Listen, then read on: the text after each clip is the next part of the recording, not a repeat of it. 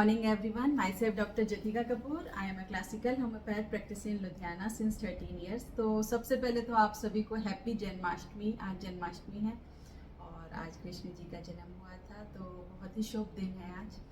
और आज मैं आपको सोराइनम मेडिसिन है, जो एक नोसोट है, उसके बारे में ही बताऊंगी। इसका मैंने पार्ट 1 और पार्ट 2 बनाया है, वो ज़रूर देखें आप पहले, उसके बाद ही ये थर्ड पार्ट देखें तो आपको ज़्यादा बेनिफिशियल होएगा। तो पार्ट 1 और पार्ट 2 में दोनों में ही मैंने थोड़ा सा उसके रूब्रिक्स के, बहुत सारे रूब्रिक्स के बारे में डिस्कशन की है।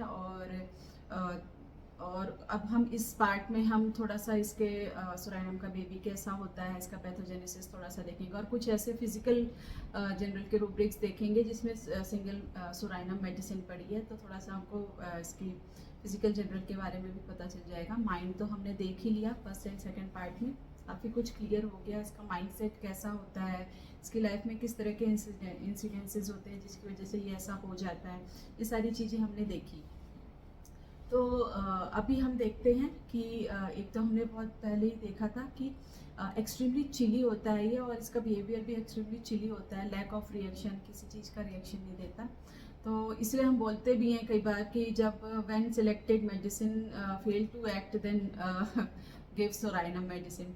तो इसमें क्या है कि लैक ऑफ रिएक्शन, कोई जब मेडिसिन काम नहीं कर रही है, कुछ भी काम नहीं कर रहा है, तो सोराइनम देने के लिए बोला गया है। एंटीसोरिक मेडिसिन है ये, सोरा मियाज़म इसमें बहुत ज़्यादा प्रीडोमिनेंट है। तो इसके जो चिली नेचर होता है, इसकी जो चिलीनेस होती है, उसकी वजह से क्या होता है, लोग इससे कटना शुरू हो जाते हैं, और इसका नेगेटिव बिहेवियर की वजह से लोग इससे दूर जाना शुरू हो जाते हैं। तो ये इसका बिहेवियर ही ऐसा होता है कि वो ऐसा हो जाता है, लोगों के साथ उसका ज़्यादा बनती नहीं है, लोग उससे दूर जाना शुरू हो जाते हैं, उसके रिलेटिव्स, उसके घर वाले उससे कटना शुरू हो जाते हैं। तो ये हो गया। एक संकरण सर ने इसके बारे में बहुत मतलब एक बात बोली है सोराइनम के बारे में, कि सोराइनम ऐसी ऊंचाई पे पहुंच जाता है जिस समय इसको लगता है कि ना मैं आगे जा सकता हूँ ना मैं पीछे जा सकता हूँ। ऊपर चढ़ते चढ़ते इतना ऊपर चला जाता है कि उसको लगता है कि ना मैं आगे जा सकता हूँ ना मैं पीछे जा सकता हूँ। तो माइंड में confusion of mind on waking, सुबह वेकिंग के दौरान उसको कन्फ्यूज़न ऑफ माइंड या confusion of mind when calculating, ठीक है। और माइंड में careful of business about his all दो प्रॉस्परस है, तो हमने देख लिया था। अब हम कुछ मेडिसिन के साथ इसकी डिफ्रेंशिएशन देख लेंगे। तो फर्स्ट हमारे सबसे पहले तो आर्सेनिक एल्बम के साथ हम देखते हैं आर्सेनिक से सोराइनम को हम कैसे डिफ्रेंशिएट करेंगे। तो जो आर्सेनिक एल्बम है, आर्सेनिक एल्बम जो होता है बहुत ही ग्रीडी मेडिसिन है ना, ग्रीड होती है इसके अंदर बहुत ज़्यादा, ग्रीड, क्यूपिडिटी और मोर देन शी नीड्स, मतलब जितना इसकी ज़रूरत है उससे ज़्यादा इसको चाहिए। आर्सेनिक का ये है, ग्रीडी है। और आर्सेनिक जो होता है बहुत फास्टिडियस है। सोराइनम में जो मनी को लेके उसको जो एक इनसिक्योरिटी होती है, या जो बिजनेस को लेके इसके अंदर एंजाइटी होती है, वो इसलिए होती है कि कहीं उसके साथ आगे, मतलब वो आगे जाके सारा पैसा उसका ख़त्म ना हो जाए, या कोई ऐसा डिज़ास्टर ना आ जाए जिसकी वजह से वो सारा जो है वो बर्बाद हो जाएगा। तो इसकी वजह से वो पैसे बचाता है ना। मगर जो आर्सेनिक होता है वो क्या होता है, ग्रीडी होता है, उसके पास जितना होगा उससे भी ज़्यादा उसको चाहिए, उससे भी ज़्यादा चाहिए। तो ये एक डिफरेंस है कि इसके अंदर ग्रीड है और उसके अंदर क्या है, केयरफुल ऑफ बिजनेस है, कि कोई गड़बड़ ना हो जाए, है ना, आगे जाके कोई गड़बड़ ना हो जाए इसकी वजह से। ब्राइनिया जो होता है वो भी ऐसे होता है, उसकी जो उस ब्राइनिया की तो बेसिक नीड ही जो होती है वो मनी होती है, ठीक है। तो ये डिफ्रेंशिएशन हो गया तीनों का। ब्राइनिया में हमारा क्या, एंजाइटी अबाउट मनी मैटर, ठीक है। तो सोराइनम जो होता है वो कैसा होता है, डर्टी, फिल्दी, है ना, इस तरह का होता है। मगर जो आर्सेनिक होता है वो फास्टिडियस होता है। तो यहाँ से आप डिफ्रेंशिएट कर सकते हो आर्सेनिक और सोराइनम को। और एक बहुत ही ज़्यादा सिमिलर इससे मेडिसिन है जिसके बारे में हमने पहले भी बात की है पूरी उसके दौरान, कि सल्फ़र से इसकी बहुत ज़्यादा सिमिलैरिटी है। तो सल्फ़र और इसमें क्या क्या रूब्रिक्स हैं जो बिल्कुल दोनों के सेम हैं। उसमें फर्स्ट हमारा जैसे फियर ऑफ पुवर्टी है इसके अंदर, दोनों में है, दोनों में गरीबी का डर है। एंजाइटी अबाउट हेल्थ दोनों में है। और माइंड में ड्वेल्स अबाउट पास्ट डिसएग्रेबल अकरेंसेस, ये भी दोनों में है। ग्रेस वाले डेज ना चले जाएं, ये भी दोनों में। सल्फर में भी ऐसे ही होता है, ग्रेस वाले डेज ना चले जाएं। जैसे सल्फ़र का होता है कि पहले बहुत अच्छी पोजीशन पे होता है, या कोई डिप्टी कमिश्नर होता है, कुछ होता है, और फिर वो रिटायरमेंट के बाद उसको ऐसा फील होता है कि अब वो दिन नहीं रहे, वैसे नहीं रहे, जैसे पहले रिस्पेक्ट मिलती थी वो चीज़ें नहीं रही। तो ये दोनों की फीलिंग है। फियर ऑफ बिजनेस फेलियर भी दोनों में है, और माइंड में इंडिफरेंस टू पर्सनल अपीयरेंस भी दोनों में है। दोनों में सल्फर भी ऐसे ही होता है, उसको कोई फ़र्क नहीं पड़ता उसका पर्सनल अपीयरेंस से, और सुराइनम भी ऐसे ही होता है। तो जो सुराइनम होता है वो एब्जॉर्ब्ड इन हॉरिबल थॉट्स में रहता है, और उसके अंदर इतनी स्ट्रेंथ नहीं होती है कि वो इन चीज़ों से बाहर निकल सके। जबकि सल्फर जो होता है वो इंडिपेंडेंट होता है। सल्फर जो होता है इस तरह के थॉट से या इस तरह की सिचुएशन से अपने आप को बाहर निकाल लेता है, उसके अंदर इतनी स्ट्रेंथ होती है कि वो उस सिचुएशन से बाहर निकाल लेता है अपने आप को। तो ये डिफरेंस हो गया दोनों का। और एक डिफरेंस, बहुत मेजर डिफरेंस दोनों के बीच में ये है कि जो सुराइनम है वो डिल्यूजन पुअर में है और ये डिल्यूजन वेल्थ में है। इसको लगता है सल्फर को कि मेरे पास बहुत है, मेरी हेल्थ बहुत है, मतलब मेरे हेल्थ में कोई प्रॉब्लम नहीं है, बस ये छोटी मोटी प्रॉब्लम है और तो मैं बिल्कुल फिट हूँ, है ना। मगर सुराइनम में ऐसा नहीं, सुराइनम हमेशा डिवीजन पुअर में रहता है। तो ये हो गया हमारा डिफ्रेंशिएशन कुछ मेडिसिन के साथ। और सुराइनम का बेबी कैसा दिखेगा, आपको कैसा होएगा? एक तो सोरी कॉन्स्टिट्यूशन होता है सुराइनम का। इसका बेबी जो होगा डेलिकेट होगा, सिक हो, मतलब सिकली, मतलब पतला दुबला होएगा, हाईली चिली होएगा, wants to cover up all the time, हमेशा अपने आप को कवर रखना चाहेगा। The child is very jolly and happy, play all the day, but at night he become very restless and very troublesome, scream all the night, मतलब रोता चिल्लाता रहेगा, बहुत परेशान करेगा रात को। दिन में बिल्कुल ठीक रहेगा। पेशेंट कई बार आके बोलते हैं डॉक्टर साहब दिन में इतना खुश रहता है, खेलता रहता है, सब कुछ ठीक है, मगर जब रात होती है तो रात के टाइम पे इसको जो है सारी प्रॉब्लम्स आना शुरू हो जाती हैं। ये बहुत ज़्यादा इरिटेट होता है, बहुत ज़्यादा परेशान करता है, रेस्टलेस हो जाता है, चीखता है, चिल्लाता है। और जैसे लैक्टैन में भी ऐसे ही है। और इसी का रिवर्स जो होता है वो लाइकोपोडियम में होता है। लाइकोपोडियम में रात को ठीक रहता है, दिन में ज़्यादा वो परेशान करता है। बेबी जो होता है इसका बहुत ही ज़्यादा हंग्री होता है, बहुत भूख लगती है इसको, हंगर एग्रेवेशन है। और हंगर इसमें मिडिल एट द नाइट, मतलब रात के टाइम पे इसको बहुत भूख लगती है और ये उठ के इसको कुछ ना कुछ खाना पड़ता है। बच्चों में भी देखेंगे, बड़ों में भी ऐसा होता है ये सुराइनम में, कि very much hungry at the mid night. और बच्चा इसका कैसा होगा? फिल्दी, स्मेली, है ना, और ऑल ओवर द बॉडी। उसको मतलब नहाने के बाद बच्चा ऐसे नॉर्मल, चलो गंदा संदा नहीं नहाया 2-3 दिन से, तब स्मेल आ रही है तो समझ में आ रहा है, मगर ये इसको नहा के अभी निकला है तब भी इसके में से स्मेल आती है, क्योंकि इसकी जो सिक्रीशंस है, सिबेशियस ग्लैंड के ऊपर इसका बहुत अच्छा एक्शन है। तो सिबेशियस ग्लैंड्स जो है उसमें ही इसके ऑफेंसिवनेस है, सारे डिस्चार्जेस इसके ऑफेंसिव है, ठीक है। तो all the excretions are offensive, carrion like odor। carrion मतलब CARRION है इसकी स्पेलिंग। carrion मतलब जैसे सड़ा हुआ मांस जैसे होता है ना, जैसे हम सड़क पे जाते हैं कभी और कोई जानवर मर गया, उसकी जो स्मेल आती है, गंदी सी स्मेल, उस तरह की इसकी स्मेल होती है इसके डिस्चार्जेस से, जैसे स्टूल से, यूरिन से, या फिर इसके परस्पायरेशन से ऐसी स्मेल आती है। तो रिलेशन इसका कॉम्प्लीमेंट्री टू सल्फर एंड ट्यूबरकुलाइनम है। और ये जो हमारा सुराइनम है ये एक प्रोडक्ट ऑफ सोरा है, जो हमारे बनता किसे नोसोड होता है, अनहेल्दी सिक्रेशन से बनता है। स्केबीज जो होती है हमारी एक डिजीज़ होती है स्किन की, उसमें क्या होते हैं, छोटे छोटे पानी के दाने हो जाते हैं उंगलियों के बीच में, तो उससे जो उसका जो डिस्चार्ज होता है उससे ये मेडिसिन बनती है और डिजीज़ प्रोडक्ट से बनती है। स्फीयर ऑफ एक्शन कहाँ है इसका? तो बेसिकली ये सोरिक मैनिफेस्टेशन, ऑल सोरिक मैनिफेस्टेशंस हैं इसकी। तो इसका सबसे ज़्यादा मेन जो है स्फीयर ऑफ एक्शन जो है वो स्किन पे है, सब क्यूटेनियस टिश्यू पे है, लंग्स पे, इंटेस्टाइनल जो अंदर की म्यूकस मेम्ब्रेन होती है, माइंड पे भी है, ग्लैंड्स पे है, सेरिब्रल नर्वस सिस्टम पे है, सिबेशियस ग्लैंड पे है बहुत इसका एक्शन, रेस्पिरेटरी सिस्टम पे है, GIT पे, म्यूकस मेम्ब्रेन पे। म्यूकस मेम्ब्रेन में क्या करता है? इन्फ्लेमेशन क्रिएट करता है। तो पैथोजेनेसिस इसकी जो है, it produces offensiveness of all the discharges, ठीक है। तो जितने भी डिस्चार्जेस हैं वो ऑफेंसिव होंगे इसमें। और इंटेस्टाइन में क्या है, ये produce profuse diarrhoea, watery diarrhoea in morning. और it also produce otorrhoea which is very offensive, कान से जैसे डिस्चार्ज हो रहा है वो भी जो है बहुत ज़्यादा ऑफेंसिव हो रहा है। इसका कॉन्स्टिट्यूशन जो होता है सोरिक कॉन्स्टिट्यूशन होता है, प्रोन टू स्किन अफेक्शन, ठीक है, जो स्किन अफेक्शन को जल्दी से कैच कर लेते हैं, प्रोन होते हैं, उस तरह का इसका कॉन्स्टिट्यूशन होता है।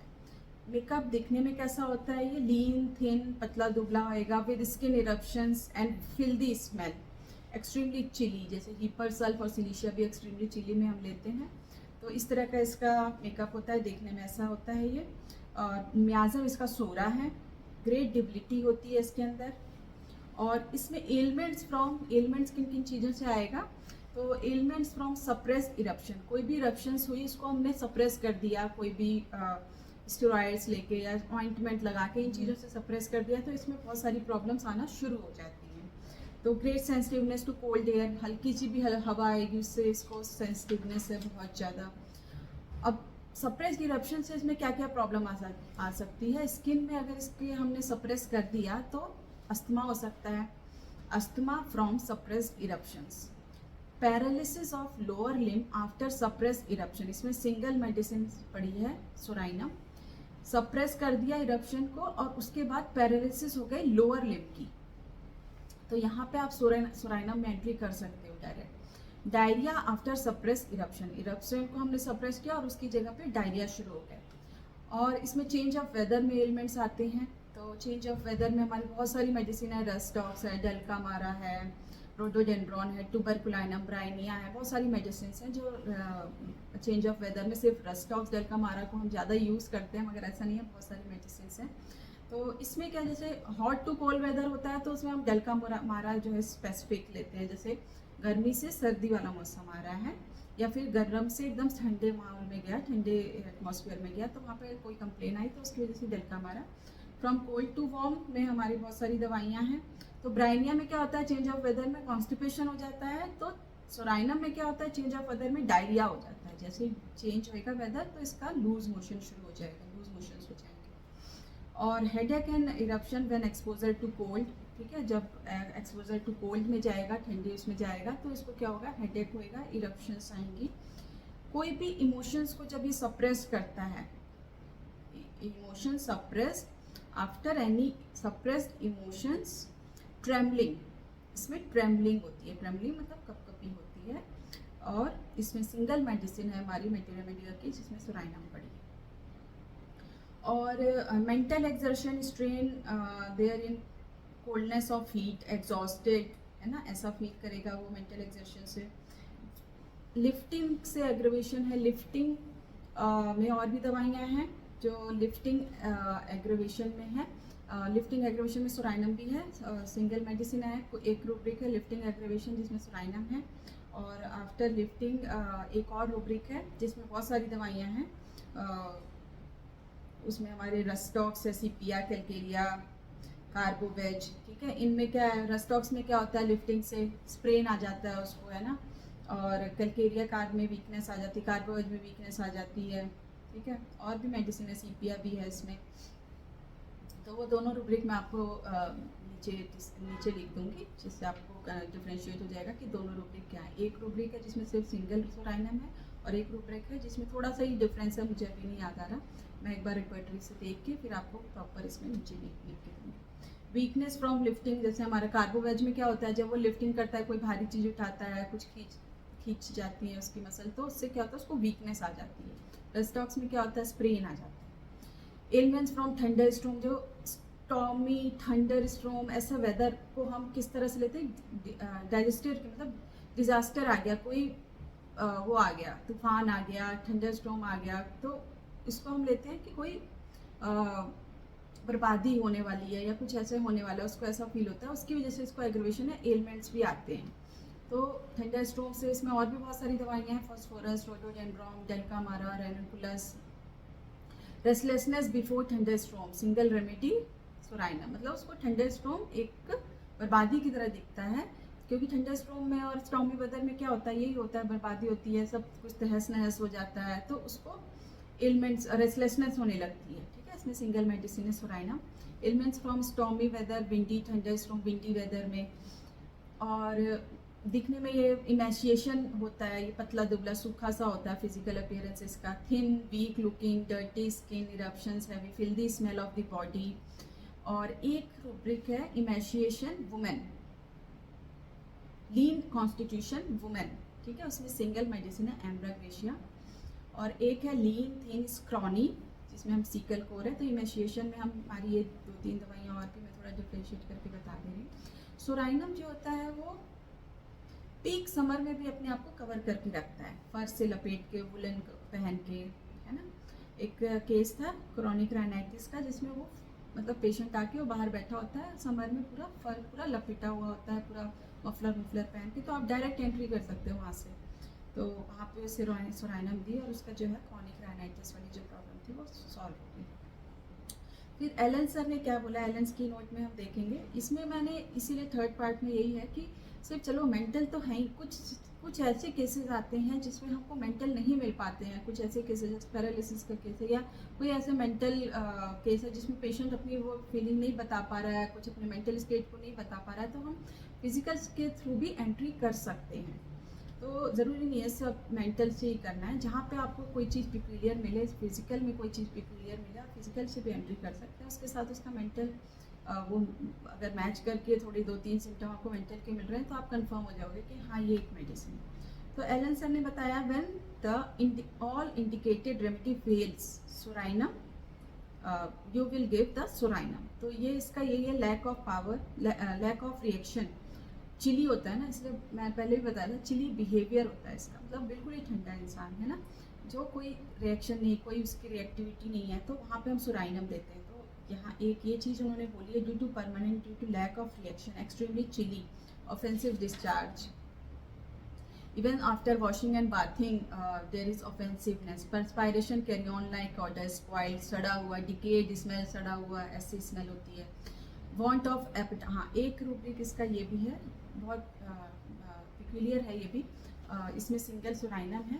कोई एक्यूट इलनेस हुआ और उसके बाद उसकी भूख बिल्कुल ही मर गई, जैसे कोई टाइफाइड फीवर आया, या फिर कोई एक्यूट में कोई भी फीवर आया, डेंगू हो गया, या कुछ भी एक्यूट में हुआ और उसके बाद से उसकी भूख बिल्कुल मर गई।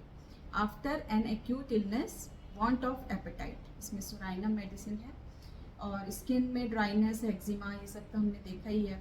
इसमें क्या होता है, जो एक्जिमा होता है या इरप्शंस होती हैं वो समर में जो है वो डिसअपियर हो जाती हैं, और विंटर में जो है वो फिर से स्टार्ट हो जाती हैं। तो eruption disappear in summer and returns in winter. तो एक और एक केस था, उसमें एक लेडी आती है, अपने बच्चे के बारे में बताती है कि ये जब बहुत खुश होता है, बहुत अच्छा खाने लगता है, बहुत खुश होता है, या फिर बहुत एक्टिव होता है ना, तो मुझे डर लगता है कि अब ये बीमार पड़ने वाला है। अब ये बीमार, कुछ भी अनयूजुअल, मतलब अगर मुझे इसमें लगता है ना कि बहुत एक्साइटेड हो रहा है, बहुत खुश हो रहा है, बहुत अच्छे से खाना पीना खा रहा है, तो डॉक्टर ने बोला ये तो अच्छी बात, बोलते नहीं, मगर इसका क्या होता है, जब ये ऐसा होता है तो इसके बाद ही उसके 1-2 दिन बाद ये बीमार पड़ जाता है। और तो ये हमारा एक स्पेसिफिक, इसमें सोराइनम में भी ऐसे ही होता है। Feel unusual well day before an attack, कोई भी अटैक आने वाला है, या कोई कन्वर्जन्स आ रहे हैं बच्चे को, या कुछ भी ऐसा होने वाला है जो बीमार पड़ने वाला है जब बच्चा, तो उसके 1-2 दिन पहले कुछ अनयूजुअली वेल फील करता है वो, ठीक है। Feel unusual well a day before an attack, psorinum. Hunger gets up at night, रात को इसको भूख बहुत लगती है। और भी दवाइयाँ हैं इसमें। Hunger in middle of the night, must have something to eat. और ठीक है। और हेडेक, ऑलवेज हंग्री, मतलब जब उसको भूख लगी तो हेडेक होएगा। हंगर एग्रेवेशन है, relief by eating, psorinum sepia. Anacardium जो होता है, इसमें भी हंगर से एग्रेवेशन होती है। इसमें जनरल एग्रेवेशन है, कोई भी चीज़ हो रही है, इसको अगर कुछ मतलब भूखा है ये, तो उसकी हर चीज़ में इसको एग्रेवेशन हो जाएगी। जैसे एनाकार्डियम का कोई भी सिम्टम है, सर दर्द हो रहा है तो उसको हंगर से एग्रेवेशन हो जाएगा, पैर में दर्द है, घुटनों में पेन है तो उसको हंगर से एग्रेवेशन हो जाएगा। तो जनरल एग्रेवेशन है उसमें हंगर से। और एम्बुलेशन बाई ईटिंग है एनाकार्डियम में। तो और इसमें एवर्जन है cooked food, tobacco, hot food से, लाइक्स एल्कोहल, कोल्ड थिंग्स और सिट्रस फूड। सिलिशिया पेशेंट जो होता है वो भी बहुत चिली होता है बट लाइक्स कोल्ड, और मगर ये क्या है, सोराइनम कोल्ड नहीं पसंद करता है।